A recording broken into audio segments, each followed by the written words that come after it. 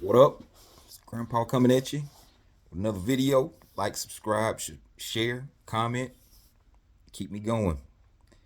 All right, so um, this video is gonna be about the Dallas Mavericks organization, a little history lesson, because honestly, I'm getting so tired of some guys bemoaning this trade for Luka Doncic. Look, Luka Doncic, great player, well, good player, um, fantastic score, um, great instincts on offense. At least something to be desired on the defensive end. We'll just leave it at that at this moment, and we're gonna move on. So, Dallas Mavericks organization was expansion team, if I'm not mistaken. I didn't look up the year they came into the league. It was some I think it was in the early '90s. They were owned by Don Carter, if I'm not mistaken. That was his name. Carter, I remember, was his last name. He owned the Mavericks through the time in the mid 80s when I started watching teams with Mark Aguirre, Rolando Blackman, Derek Harper, Sam Perkins, James Donaldson, Roy Tarpley, uh, Roy Tarpley, Chris Webb slash with Chris Webb. So they want to come up again.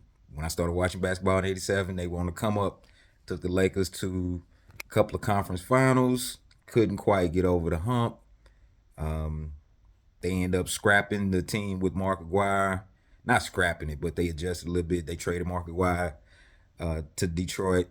He went for Dantley. He subsequently goes and wins two back-to-back championships with Detroit. Dallas Mavericks, on the other hand, they start falling in the standings. Even though they kind of maintained for a little bit, Sam Perkins eventually left. Derek Harper eventually left. Brad Davis, he retired.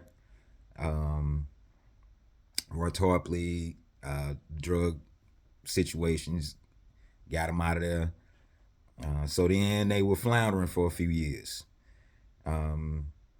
Then in early 2000s, they were bought by Mark. What was it? Was it? uh, Mark Cuban. They were bought by Mark Cuban. He injected a dose of money into the organization, um, modernized the facilities, and he was most notably known for sitting on the sidelines. So they come up, they draft Dirk Nowitzki, Steve Nash comes there, Michael Finley's there.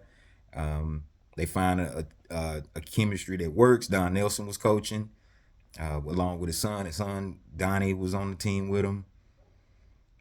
So then they now the first mistake that I think that was made with that crew was Steve Nash getting traded to Phoenix. Steve Nash should have never left.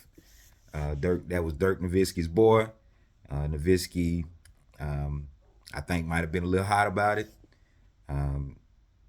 but fortunately, they continued on the uptick, and then Steve Nash went on the uptick on his career. So it worked out for both, but I think that was a bad mistake by Cuban, which would be a theme going forward. So Dallas Dirk Nowitzki develops. They go to the finals, the infamous finals where Dwayne Wade made his name. I remember the end of that finals. Mark Cuban was hot, and that was around the time with him and David Stern were going like back and forth.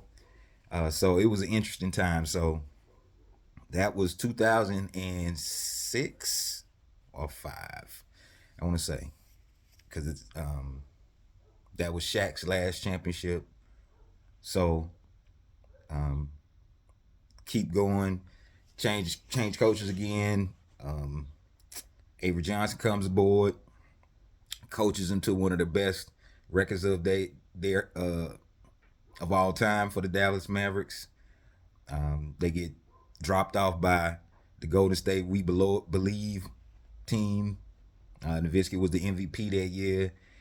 Um, in my opinion, Don Nelson just had Nowitzki's number. He knew how to play him because he just did. Now Don Nelson is an underrated coach in NBA history. Uh, he was a very innovative coach, so that wasn't too surprising. I kind of had that feeling when it was going down. So they keep it going for some more years. 2011 was their year. Come back against the Miami Heat and they dropped them off. Dirk Nowitzki put on a masterclass in championship player attitude. The, Dwayne Wade and LeBron was clowning him. He was like, "Come back, I'm gonna show you something." It was a great performance by Dirk Nowitzki. So then, what does Mark Cuban do the next year? Gets cheap and doesn't sign Tyson Chandler and trotted that same team out there. So basically, to me, it seemed like Mark Cuban was like, "I got my one championship and I'm out." And I'm done trying now. I done did what I wanted to do. That's what it came off as to me.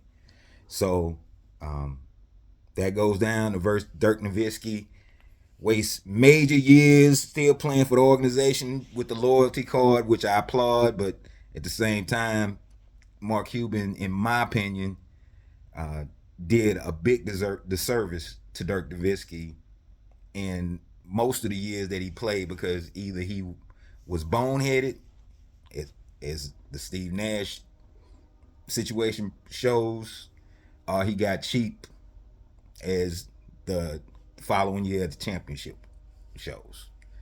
So lately, I mean, like Mavericks has been bought out about again. They have a majority owner, female majority owner. They are known as casino people. So I mean, we're gonna see how that turns out. But right now, they're trying to just tread water with the injury situation going on. We got Jason Kidd doing a yeoman's job coaching the team. Right now, we're gonna see how it plays out. I just can't wait to see how it develops once Anthony Davis comes back and Gafford and Lively comes back. So that's my quick little history story about the Dallas Mavericks. Get you another time. Peace.